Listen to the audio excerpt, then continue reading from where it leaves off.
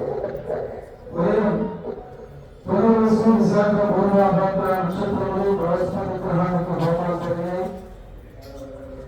అలాగే ఆ నక్షత్రాలకు సంబంధించినటువంటి అర్చనలు, హోమాలు, అభిషేకాలతో పాటు సుదర్శన నారసింహ హోమం, విష్ణుమూర్తికి, శ్రీరామచంద్ర స్వామి గారికి అభిషేకం, అర్చన కార్యక్రమాలు, సతీశల్య యాగంలో భాగంగా ఇవాళ 20 శల్య హోమాలని, అంటే మొత్తం ఇప్పటికి ఒక 40 పర్యాయాల శల్య హోమం పూర్తయింది. రేపటి కార్యక్రమాల్లో విశేషంగా జరిగేటువంటి కార్యక్రమం వల్లభా గణపతి స్వామి గారికి 108 లీటర్ల ఆవు పాలతో గణపతి ఉపనిషత్తులతో స్వామివారికి ఉదయం అభిషేక కార్యక్రమం, అర్చన కార్యక్రమం అవుతుంది. పిల్లలందరికీ మేధస్సు, పిల్లలకి మనందరి పిల్లలని మనం కూడా మేధ, ప్రజ్ఞ అందరికీ శ్రద్ధ, మేధ ఈ మూడు కూడా అందరికీ నిరంతరం పెరుగుతూనే ఉండాలి. 30 ఏళ్ళు వచ్చినా 80 ఏళ్ళు వచ్చినా మన మధ్య మేధస్సు మరింత పెరగాలి అంటే నిత్యవృత్తిలో బతకాలి. అందరికీ ఆదర్శమూర్తి అయినటువంటి దక్షిణామూర్తి గురుమూర్తి. అందుకోసమే రేపు దక్షిణామూర్తి విశేష అక్షరము మేధా దక్షిణామూర్తి హోమం, మేధా సూక్త హోమం విశేష కార్యక్రమం. అలాగే రేపటి రోజున నైవేద్యంలో ఉత్తరాభద్ర నక్షత్రం, పుష్యమి, అనురాధ, ఉత్తరాభద్ర నక్షత్రాలు, శనీశ్వరుడికి 18,000 పర్యాయముల హోమం, ఆ గ్రహానికి అభిషేకము, అర్చన, జపము అని కూడా జరుగుతాయి.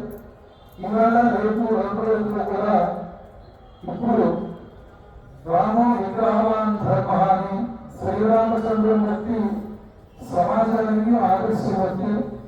మనకి ఏ సందేహం కలిగినా రామాయణంలో రామచంద్రుడు గారు ఈ సమయంలో ఇటువంటి సమస్యకి పరిష్కారం ఏమి ఆలోచించారో ఒక మాట రామాయణాన్ని పరిగణిస్తే మనకి ప్రతిదానికి సమాధానం అందరినీ దొరుకుతుంది. అటువంటి అద్భుతమైనటువంటి విషయాలు రామాయణం నుంచి ఆ విగ్రహమే ఒక ధర్మమూర్తి అనేటువంటి నిగూఢమైన విషయాలను తెలియజేయడానికి వర్ధమనాథి మారుతి దివాకర్ గారు ఇక్కడ ముచ్చేస్తున్నారు. ఒక 5 నిమిషములలో వారి ప్రదర్శన ప్రారంభమవుతుంది. వారు తిరుమల తిరుపతి దేవస్థానం ధర్మ ప్రచారక విభాగంలో ప్రదర్శకులుగా ఉన్నారు. ప్రదర్శకులుగా విశ్రాంత ఉపాధ్యాయులు అనేక గ్రంథాలను చేసి ఆధ్యాత్మిక విద్యలో అనుభవాన్ని గ్రహించి వారి సమాజానికి అందించేటువంటి ఒక ప్రయత్నంలో ఉన్నటువంటి మహనీయులు వారు ఇప్పుడు ఆ అంశంపైన ప్రదర్శన కార్యక్రమం ప్రారంభమవుతుంది. భక్తాదులు అందరూ కూడా అక్కడ కూర్చొని ఆ ప్రవచనాన్ని శ్రవణం చేసి అందులో మంచి విషయాలన్నీ మనసులో పెట్టుకుని మననం చేసి ఆచరణలో తెచ్చుకొని ధరించుకోవాల్సిందిగా అందరికీ తెలియజేస్తూ ప్రవచన కార్యక్రమం పూర్తవగానే అందరికీ యథాప్రకారంగా ప్రసాదంగా ఉంటుంది. ప్రసాదం తీసుకోవాల్సిందిగా రేపు కార్యక్రమాలు కావాల్సిందిగా తెలియజేస్తున్నాం. స్వస్తి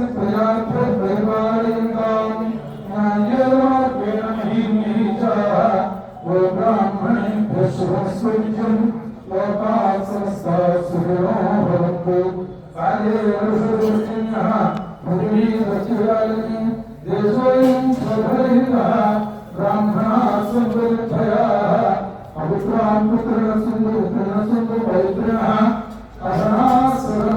అభిప్రాయ